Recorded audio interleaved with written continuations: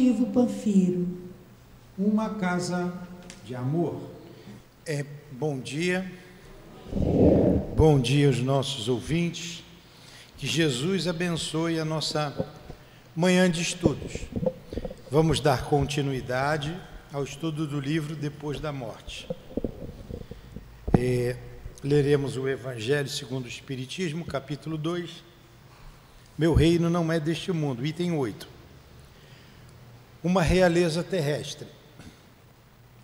Quem melhor do que eu pode compreender a verdade destas palavras de nosso Senhor? Meu reino não é deste mundo.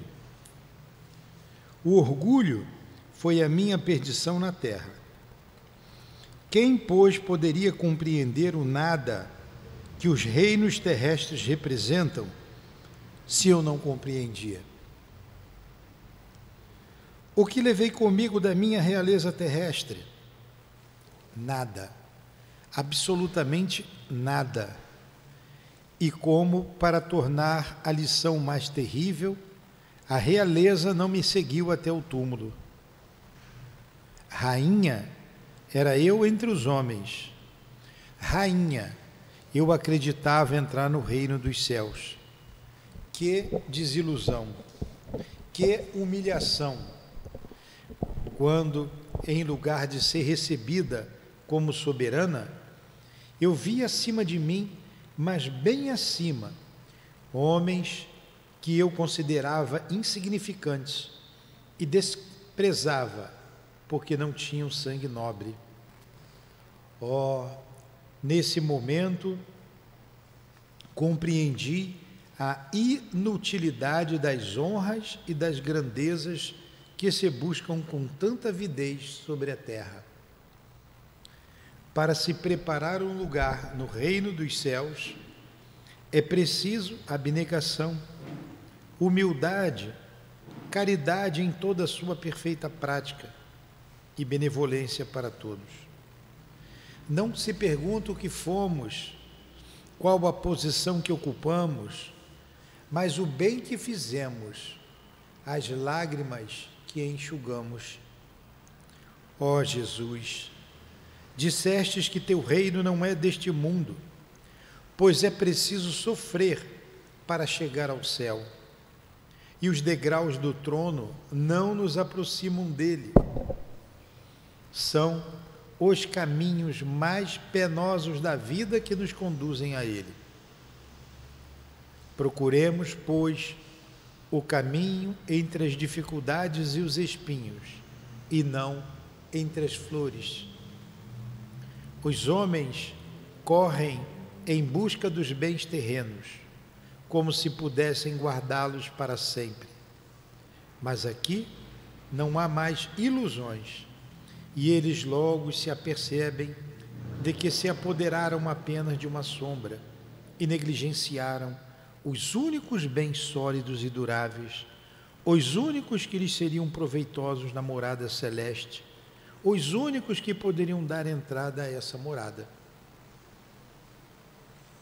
Tenham piedade daqueles que não ganharam o reino dos céus e ajudem-nos com suas preces, porque a prece aproxima o homem do Altíssimo, é o traço de união entre o céu e a terra. Não esqueçam, uma rainha de França, Mestre Jesus. Embalados nesta belíssima mensagem, aqui estamos, reunidos em teu nome, para refletir em torno de nossas vidas, o que somos, o que estamos fazendo aqui e para onde seguiremos. Abençoe esse momento, Senhor, de estudo, de oração em nossa casa de amor. Permita que o nosso querido irmão Leon Denis nos inspire para compreender o que ele quis trazer para todos nós. Em nome dele, em nome do altivo, em nome dos guias espirituais aqui presentes, em nome do amor, em nome do nosso amor, Lourdinha, do teu amor, Jesus, e do amor de Deus, nosso Pai, acima de tudo, iniciamos os estudos da noite de hoje. Que assim seja. Graças a Deus. Então vamos lá. Da noite de hoje não, da manhã de hoje, né? Eu gosto muito dessa mensagem da rainha de França. Vocês vejam, ela era rainha. Como rainha, ela pensou de ser recebida no céu e ficou desiludida, né? Que desilusão, quando ela viu acima dela homens que ela não considerava porque não tinham sangue nobre. E ela disse o que é necessário para se alcançar o reino dos céus. Abnegação. O que é uma pessoa abnegada? Desprendida, né? Dedicada. Abnegação é dedicação. Humildade, caridade em toda a sua perfeita prática e benevolência para com todos. Então ela disse que a gente precisa ser bom, que a gente precisa ser humilde, caridoso e abnegado. Não é a riqueza, não é o poder que vai nos fazer feliz no mundo espiritual, e sim o que a gente faz dessas virtudes que o pobre e o rico todos nós temos. E ela nos dá aqui uma lição muito grande, e no final, num ato de humildade, ela pede prece para ela e para aqueles que não alcançaram o reino dos céus. Então vamos lá.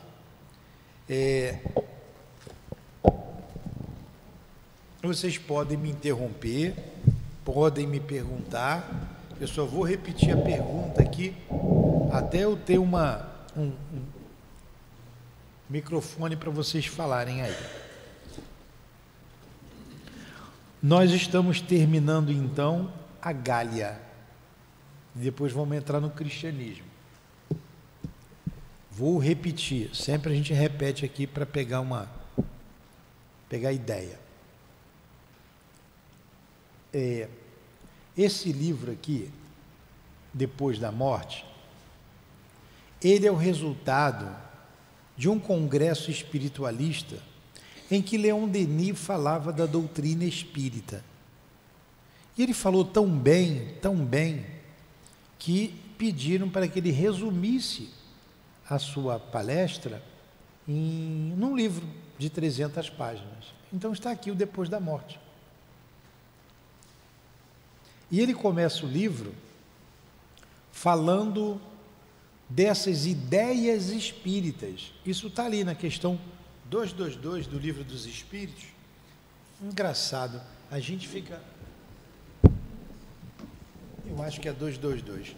Eu fiquei pensando no outro dia, Leon Denis, se esse é o resumo da doutrina espírita, aonde que está essa parte aqui desses iniciados? Que eu vou falar já o que é.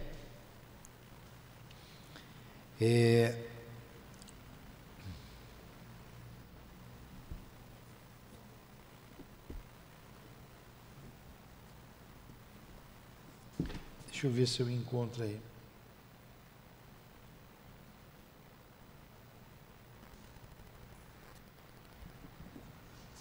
Mas enfim.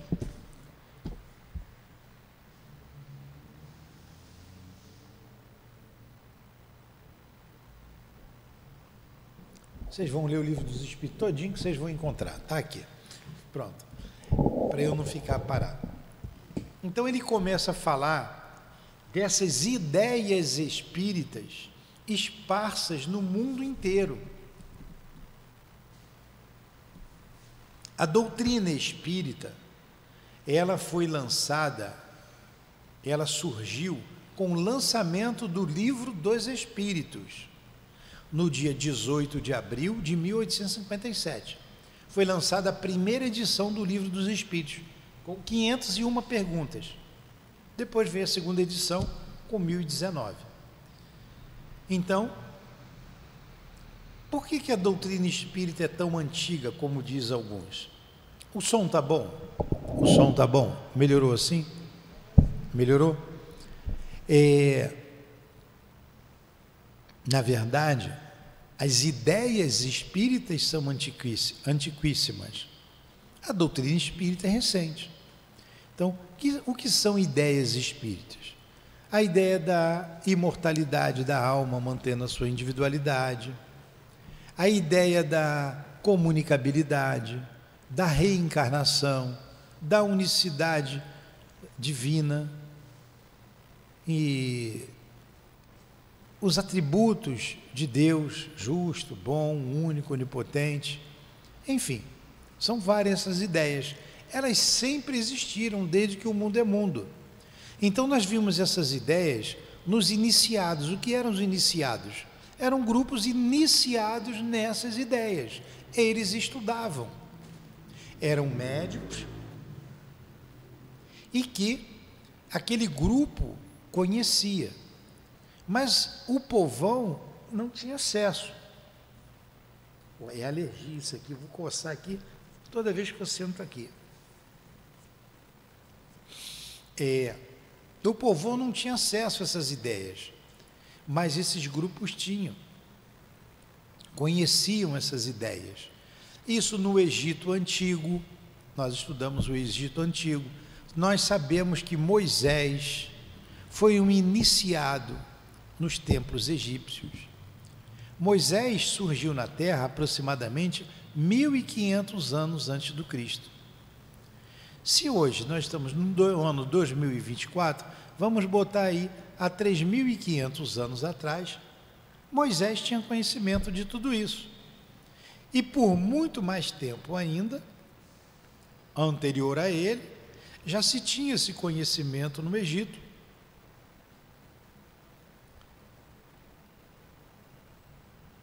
Na Índia védica, aqui nesse livro Google, deixa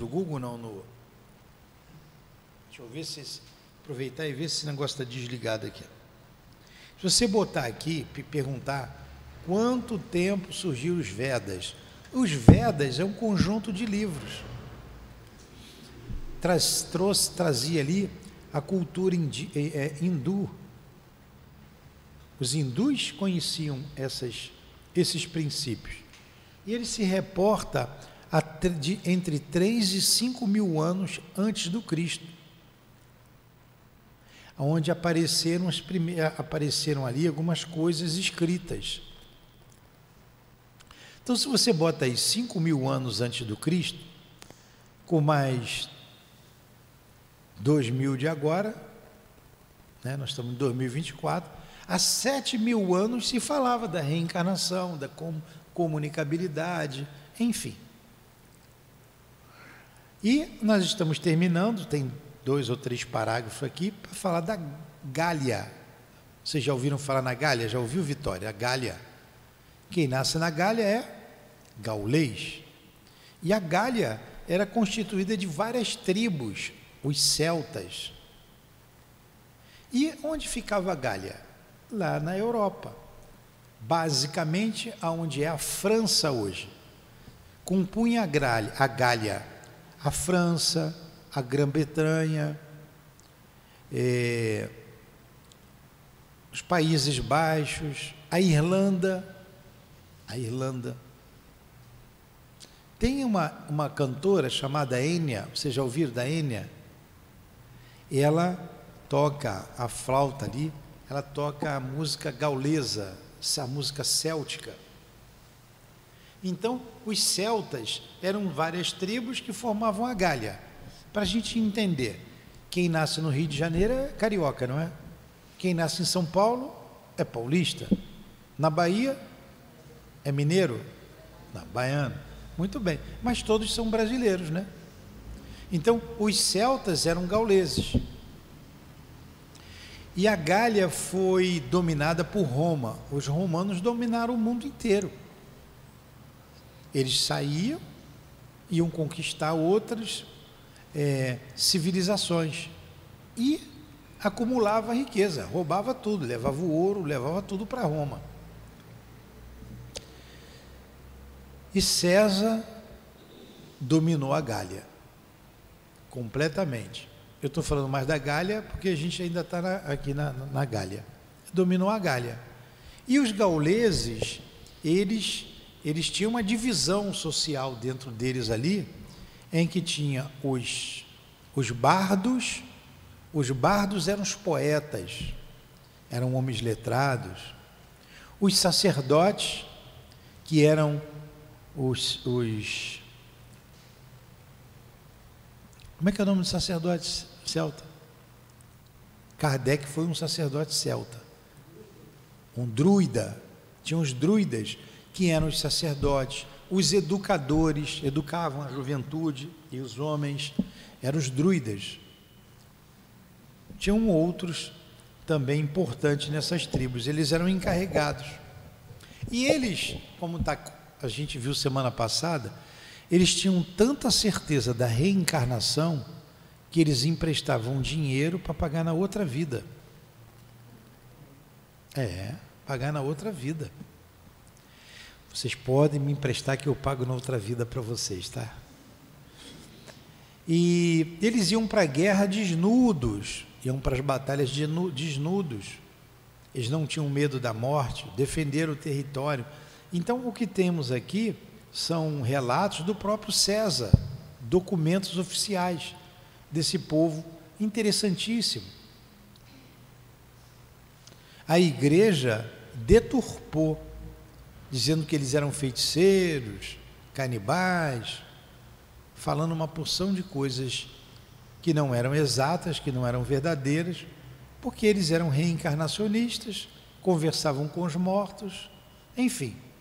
Então a gente estudou essas civilizações antigas, o Leon Denis trouxe, para a gente entender que essas ideias não são novas. A doutrina espírita não inventou o espírito. O espiritismo não inventou os espíritos. Os espíritos sempre existiram, sempre se comunicaram com os homens e sempre reencarnaram. Jesus, a gente vai entrar no cristianismo, falava disso também abertamente. E tinha um grupo iniciático lá na época do Cristo, que eram os essênios. Os essênios falavam da reencarnação, da comunicabilidade, da pluralidade dos mundos habitados, enfim. Então essas ideias não são novas. O que a gente estuda hoje na casa espírita não é novo.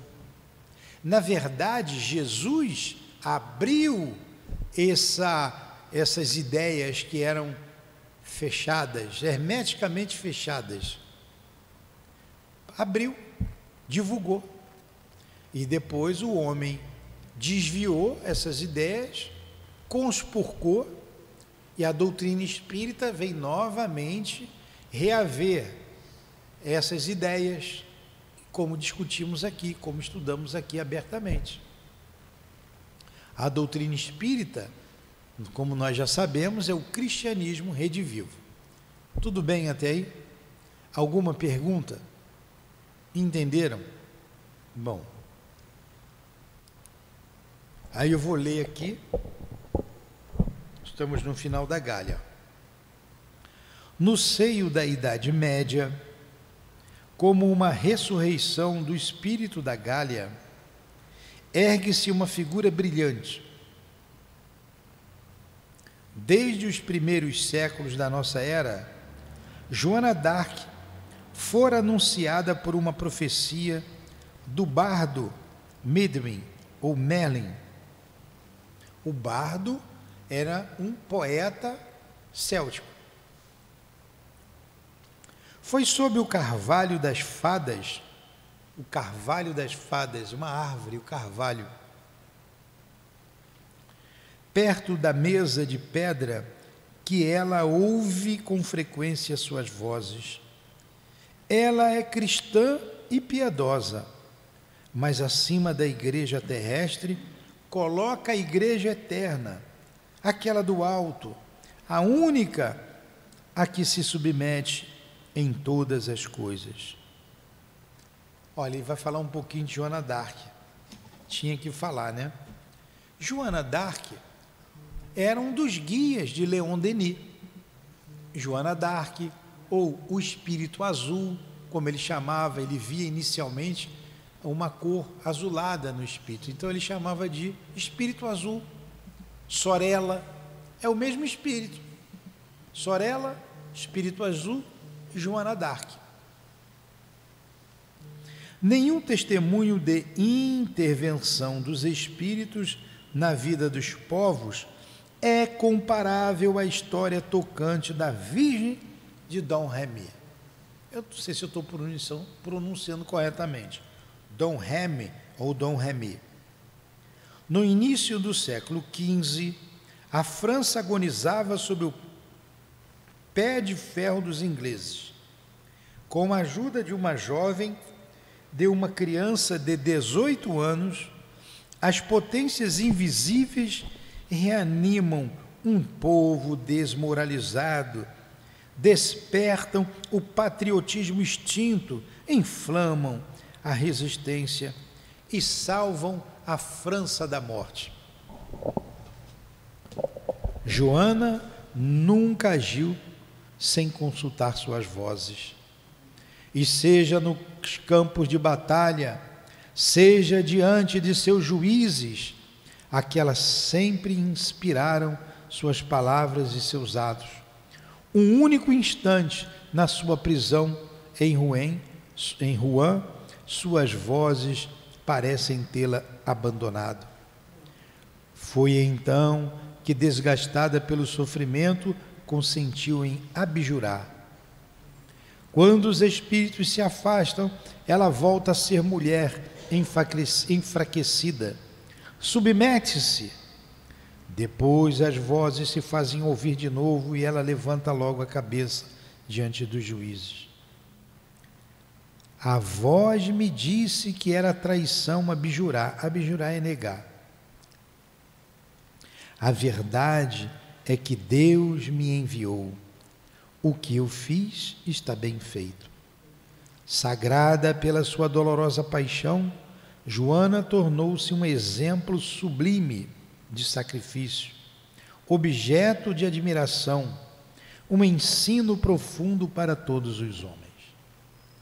E é assim que Leon Denis encerra esse estudo sobre a Gália. O sangue gaulês corre nas veias dos franceses, da França, e Leon Denis era um apaixonado pela França e por Joana d'Arc. Vocês já tinham ouvido falar em Joana d'Arc? No Espírito Azul, em Sorella? Eu vou contar um pouquinho daqui do que ele quis dizer. Há um livro escrito por Leon Denis chamado Joana d'Arc e o Médium. Muito bom, muito bom. Hoje de manhã eu estava ali folheando esse livro para relê-lo. Preciso reler. Mas Joana d'Arc, ela nasceu em 1412. Em Dom Remy, ou Dom Remy, eu não sei pronunciar francês, mal sei o português. Era uma cidadezinha pequena, no meio do mato. E nessa época se vivia a Guerra dos 100 Anos. Vocês já ouviram falar na Guerra dos 100 Anos? Entre França e Inglaterra? Pode botar aí que vocês vão ver a Guerra dos 100 Anos. Você está em que série, Vitória? 7ª série? Já era para estar estudando a Guerra dos 100 Anos. Está lá. E a França estava sendo dominada pela Inglaterra. Dominada. A França tinha sido quase que toda tomada. E o rei Carlos, eu sempre confundo, acho que é Carlos VII, Carlos VIII, deixa eu ver aqui. Quem era o rei na Guerra dos 100 Anos na França? Carlos VII, estou certo. Carlos VII era um rei omisso. E Joana d'Arc, na sua igrejinha, lá em Dom Remy, ela via e ouvia as vozes dos seus santos. Eram 3 santos. Santa Margarida,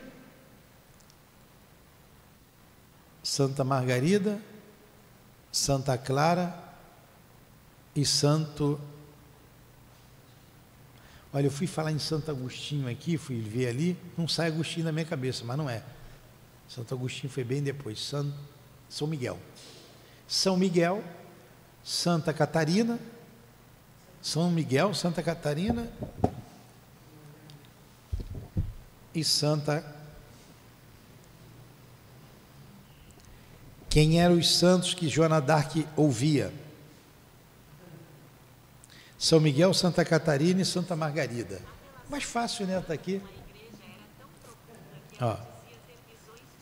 São Miguel, Santa Catarina e Santa Margarida.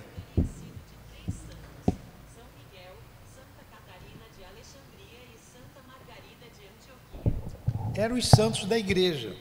E aqueles espíritos não necessariamente eram esses santos, mas se apresentavam como os santos da igreja, porque ela era católica, era assim que ela acreditava, eles se apresentavam a ela como estava a imagem lá na igreja.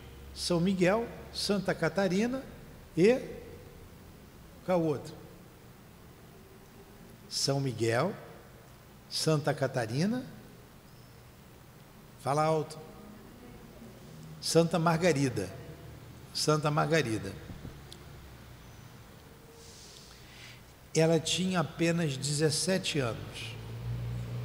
E os santos disseram para ela, uma menina simples do interior, que ela deveria libertar a França do jugo inglês.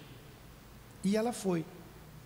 Os santos, não se preocupe, nós te orientaremos, nós estaremos sempre à frente. E ela não sabia nem o que ia fazer. E ela foi se apresentar ao rei Carlos VII e saiu de casa, se despediu. É muito bonito lendo a obra lá, tem um tempo que eu li, por isso que eu tenho que reler. Ela se despede de casa, dos vizinhos e vai até o rei. E ele já tinha sido avisado de que chegaria uma jovem pedindo soldados e que iria libertar a França do jugo francês, do jugo inglês. A França estava quase toda dominada. E ela vai se apresentar ao rei, era uma festa. O rei, já sabendo que ela ia chegar, se disfarça de uma pessoa comum, de um dos convidados, e coloca uma outra pessoa vestida do rei. E quando ela chega, dizem para ela, o rei está ali. Aí ela diz, não, ele não é o rei, ele não é o Delfim, o rei é aquele que está lá, um que estava vestido com a roupa dos convidados. E ele conversa com ela, eles conversam, e ele cede alguns soldados e ela vai.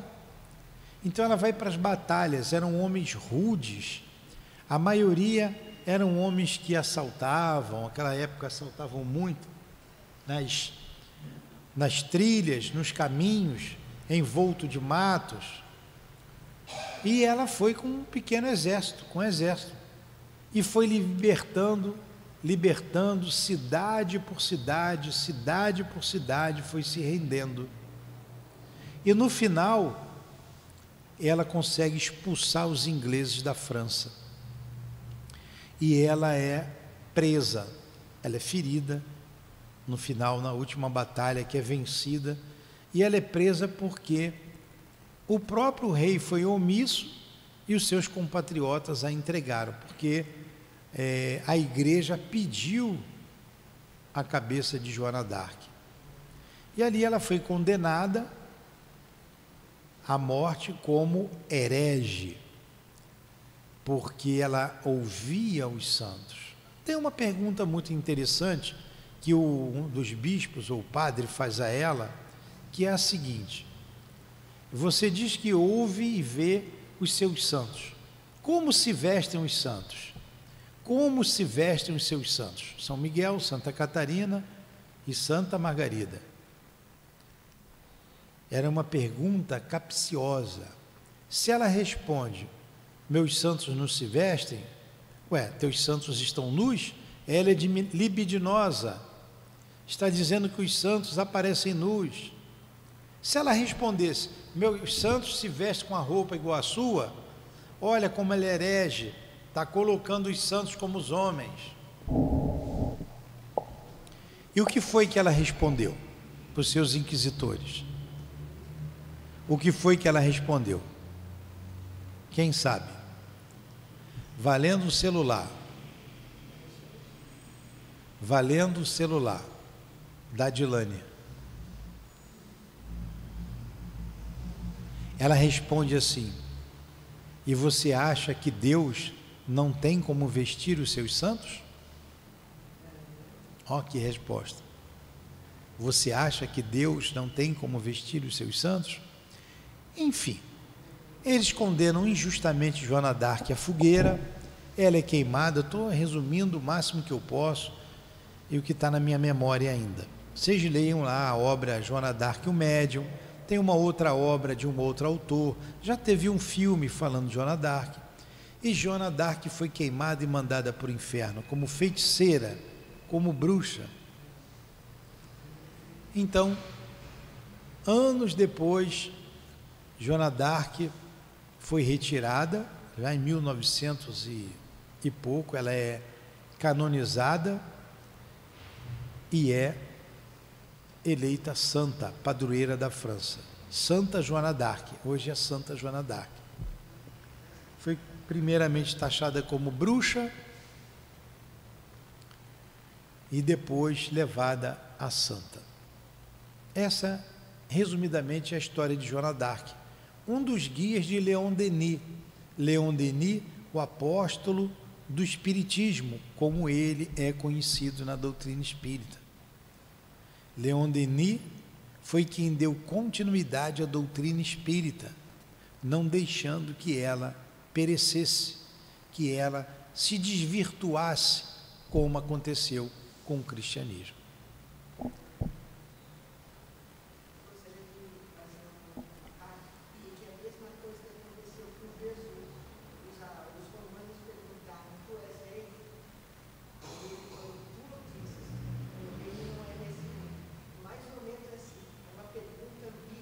É uma pergunta capciosa. Tem essa pergunta, tem aquela. É justo pagar o imposto a César? Essa é mais interessante. Se ele responde jogava o povo contra Jesus, contra ele. Aí está dizendo que tem que pagar o imposto, já que o povo detestava o imposto. Se ele dissesse não paga, eles entregam Jesus para César. Aí Jesus, dei-me uma moeda, hipócritas, por que me tentais? Dei-me uma moeda, e deram uma moeda para ele. De quem é essa esfinge? É de César. Dai a César o que é de César, a Deus o que é de Deus.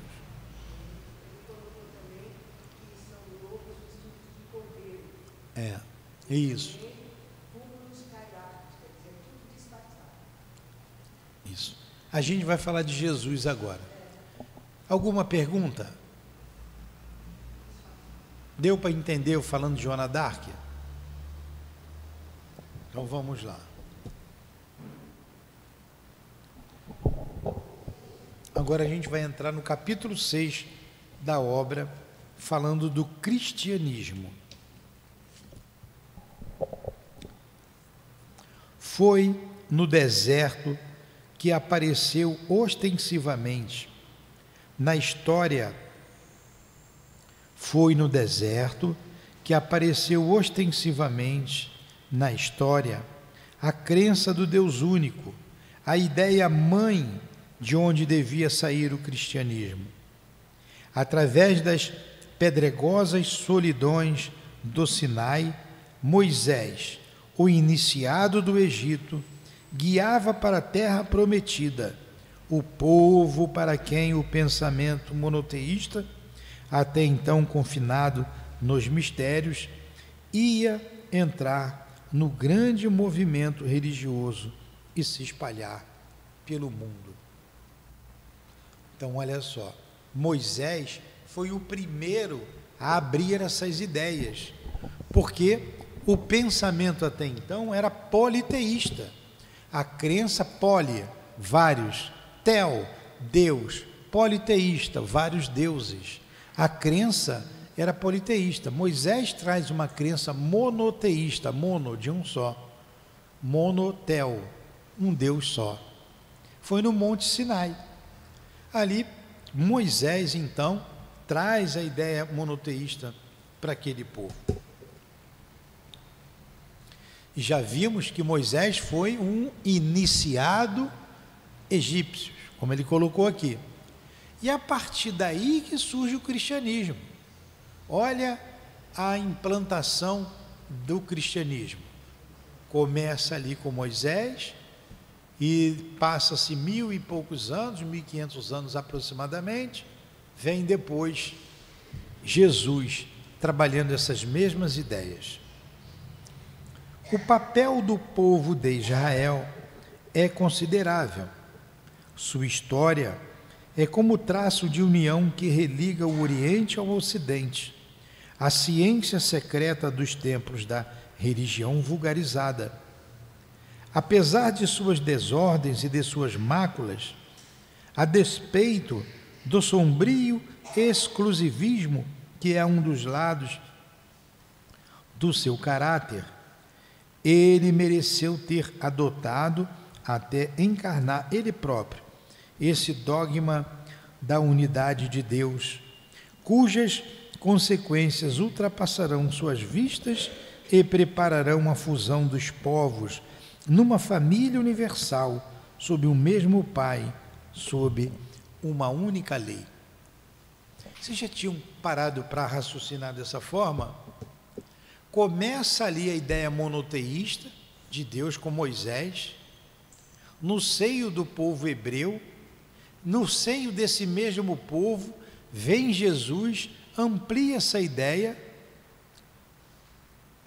trazendo a ideia do Deus Pai, do Deus de amor, falando da vida futura, e ela se espalha por todo o Ocidente.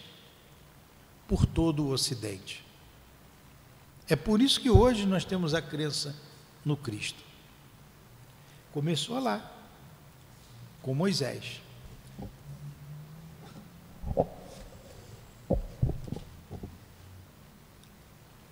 Esse objetivo grandioso e distante, apenas os profetas até a vinda do Cristo conheceram-no ou prescindiram-no. Mas esse ideal oculto aos olhos do vulgo, retomado e transformado pelo Filho de Maria, recebeu dele seu esplendor radiante. Seus discípulos comunicaram-no às nações pagãs e a dispersão dos judeus ajudou ainda na sua difusão.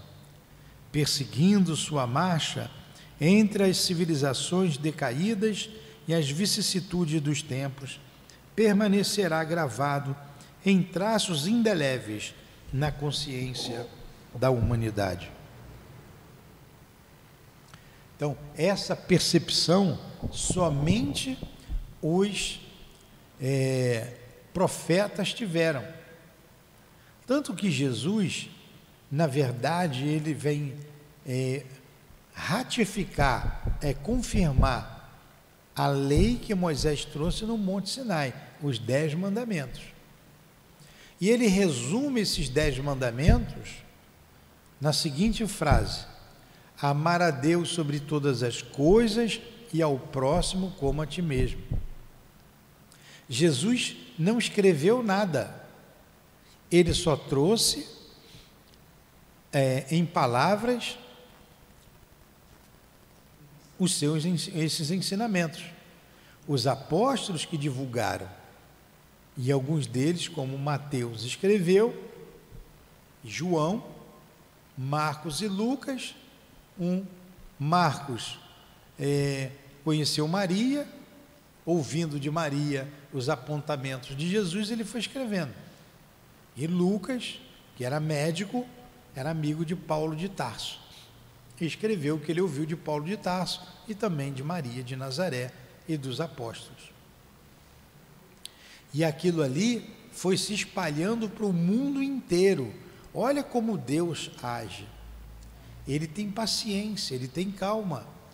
Olha, está na hora de trazer a ideia de um Deus único. um Deus de amor, um Pai. Aí vem Jesus. Mas antes disso, eles precisam entender o Deus único. Vem Moisés. Moisés traz a ideia de do Deus único. Um Deus vingador, um Deus briguento, um Deus poderoso, um Deus forte, um Deus cioso. Porque era a natureza daquele povo.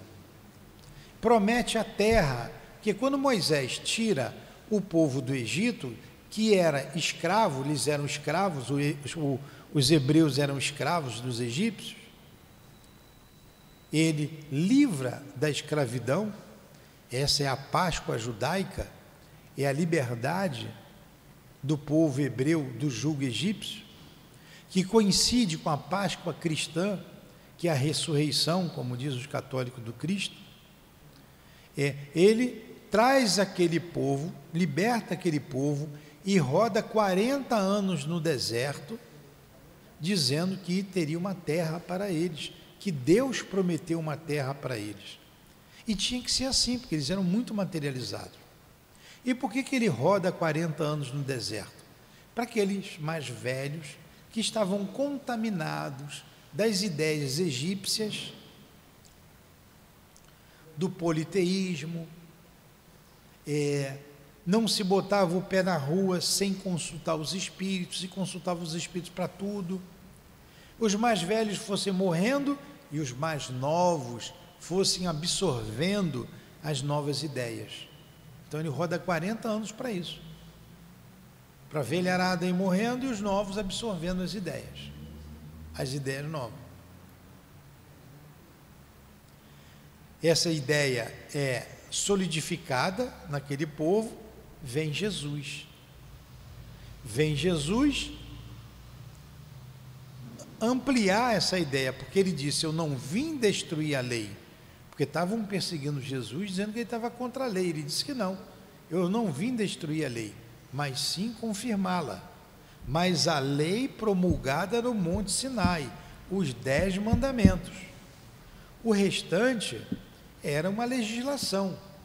Então Moisés trouxe como lei os 10 mandamentos, o restante ele foi muito mais um legislador do que profeta. Tanto que Jesus resume: aí está a lei e os profetas, em amar a Deus sobre todas as coisas e o próximo como a ti mesmo. Vocês lembram que lei é essa? Está aqui, eu vou ler para vocês. Não faz mal, tu não tem tempo mesmo. Hoje a aula acho que vai até às 6 horas da tarde, não é? Daqui a pouquinho a gente acaba, falta alguns minutos só. Está aqui no capítulo 1 do Evangelho, ó. A lei que Moisés trouxe. Você sabe qual foi a lei, Vitória? Você está prestando atenção ou está cansada já? Está prestando atenção? Mais ou menos, né? Vamos lá. Está aqui, ó.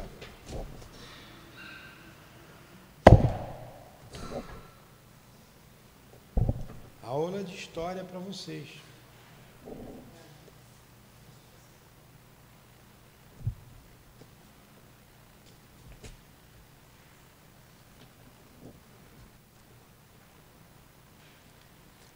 Sabe quais são os 10 mandamentos? Essa é a lei, são os 10 mandamentos.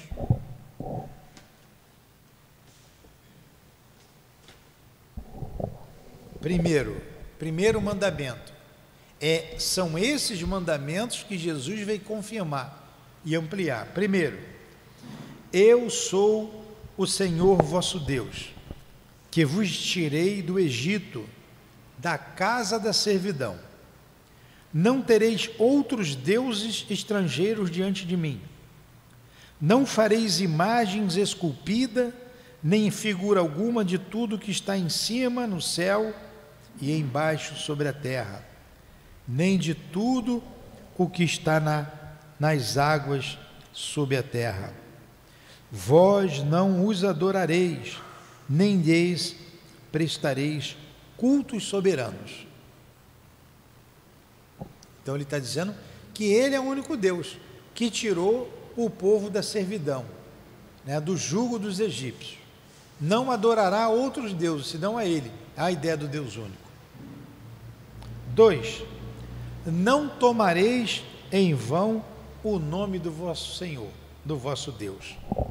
Não tomareis em vão o nome do Senhor vosso Deus. 3. Lembrai-vos de santificar o dia de sábado. 4. Honrai vosso pai e vossa mãe, a fim de viverdes longo tempo sobre a terra, que o Senhor vosso Deus vos dará. 5. Não matareis. 6. Não cometereis adultério. 7. Não roubareis.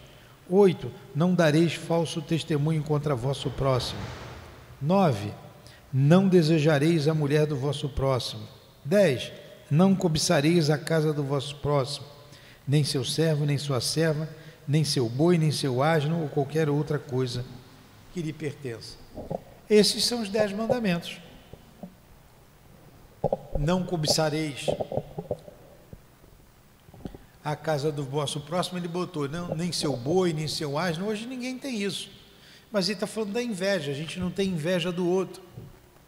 Não cobiçareis a mulher do seu próximo, né, como está aqui.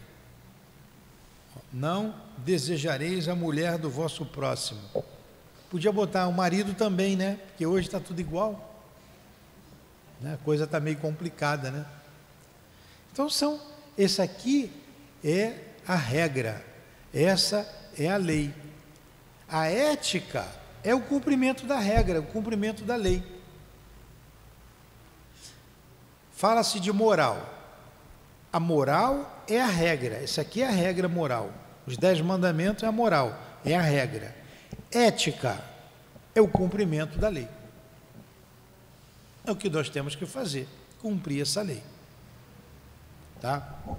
Aí vamos a Leon Denis, já estamos terminando. Está difícil isso ou eu estou abrindo muito e estou confundindo a cabeça de vocês? Está entendendo? Fala.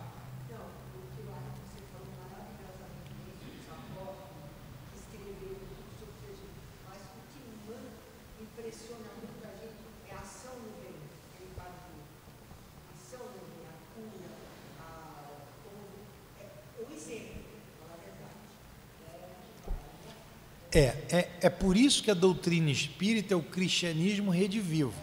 A casa espírita, as casas espíritas, que a gente procura fazer aqui, vivenciar a casa do caminho. A casa do caminho, onde Pedro e os demais apóstolos acolhiam os doentes, os sofredores, de todos os matizes. Falava do Evangelho e libertava os pobres, os obsediados, eles cuidavam. Não é isso que a gente faz aqui? Então, o SEAP está revivendo a casa do caminho. E a gente busca fazer o que faziam os apóstolos, como Pedro fazia e os demais apóstolos. Paulo foi o grande divulgador do cristianismo, né?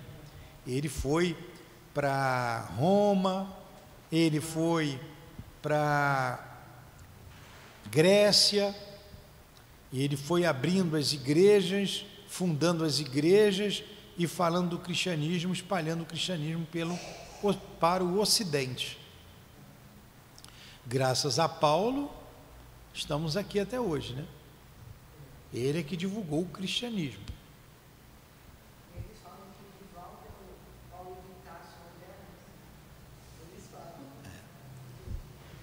Então vamos lá.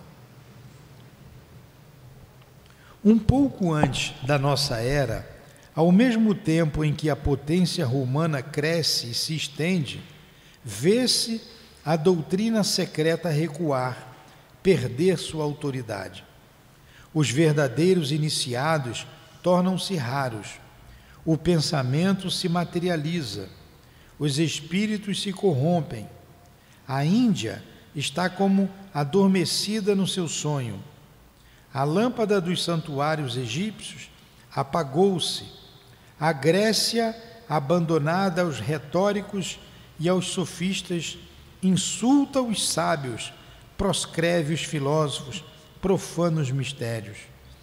Os oráculos emudecem. A superstição e a idolatria invadiu os templos. A orgia romana desencadeia-se sobre o mundo com suas suturnais, sua luxúria desenfreada, suas embriagações bestiais.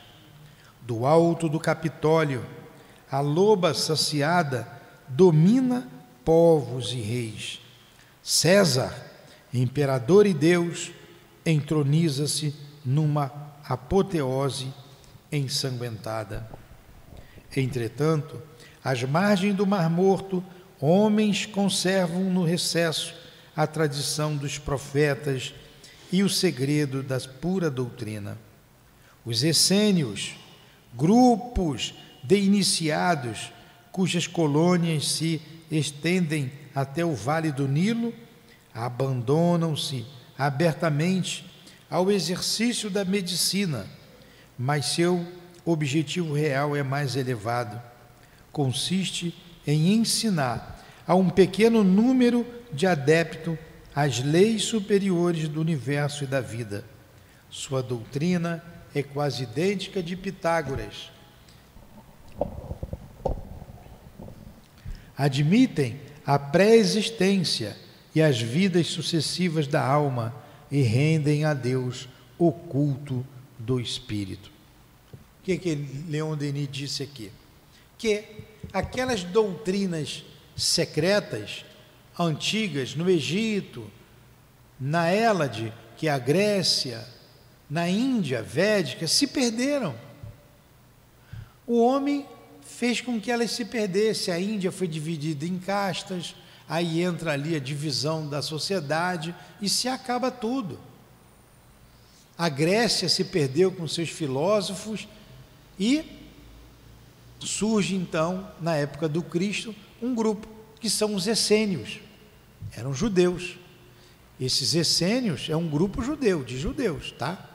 Você tinha ali os fariseus, você tinha ali os escribas, você tinha os terapeutas, e você tinha os essênios, os portageiros, os essênios, todos eram judeus. E os essênios cultivavam essas ideias, cultivavam a ideia da reencarnação, da comunicabilidade, e rendem a Deus o culto do Espírito. Neles, como entre os sacerdotes de Mênfis, que é lá no Egito, a iniciação é graduada e necessita de vários anos de preparação. Seus costumes são irrepreensíveis, suas vidas se desenrolam no estudo e na contemplação, longe das agitações políticas, longe do rastro de um sacerdócio ávido e ciumento. Foi, evidentemente, entre eles que Jesus passou os anos que precederam seu apostolado, anos sobre os quais os evangelhos guardam silêncio absoluto. Tudo indica a identidade dos seus objetivos com o dos essênios, a ajuda que lhes prestam em várias circunstâncias, a hospitalidade gratuita que recebia como adepto e a fusão final de ordem com os primeiros cristãos, fusão que deu origem ao cristianismo esotérico. Então, sim.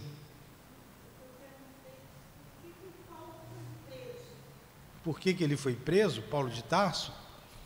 Porque os cristãos eram perseguidos, os romanos não aceitavam o cristianismo. Os cristãos eram perseguidos, presos e mortos, como aconteceu com Cristo. Os romanos depois levavam os cristãos aos circos para matá-los, oferecendo como comida aos leões. E Paulo de Tarso foi perseguido e morto por isso, foi degolado. Os fariseus não aceitavam Jesus como o Messias. o povo judeu espera até hoje o Messias. Eles não aceitam Jesus como o Messias. Entendeu? Agora eu vou explicar o que eu li, esqueci o que eu li. Sim, Leon Denis está dizendo que Jesus conviveu com os essênios. O período que a gente não fala de Jesus, né, até os 12 anos, depois dos 12 só aparece aos 30, ele conviveu com os essênios. Certamente ele não teve o que aprender, mas deve ter convivido sim com os essênios, esse grupo que estudava essas ideias espíritas, que hoje nós estudamos aqui. Vocês estão cansados? Eu vou parar já já. Deixa eu ver aqui onde é que tem uma... Pronto, eu vou fazer o seguinte, eu vou parar aqui, cada hora, eu estou vendo vocês cansados, vou parar aqui, semana que vem a gente continua daqui, tá? A Vitória está dormindo ali, Dona Maria também. Eu ia até às 6 horas da tarde hoje, mas vocês estão cansados?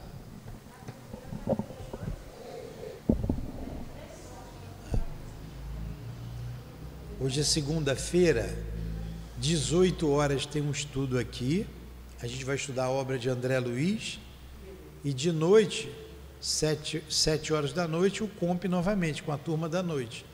Eu só saio daqui 9 e pouca da noite, 10 horas. Por mim, podia ficar até às 18, por isso que eu falei, vou ficar até às 6, só tem outra aula às 6 horas.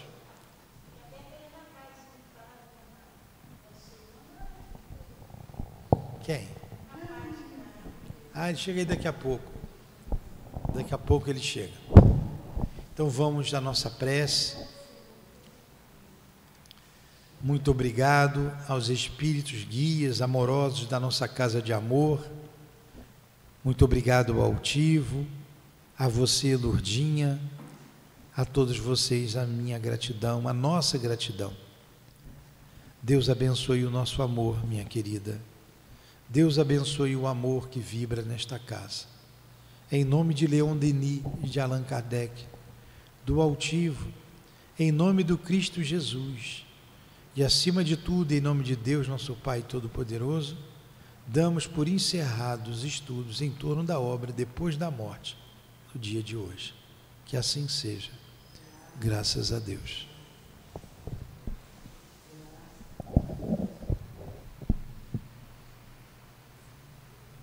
CEAP, Centro Espírita Altivo Panfiro.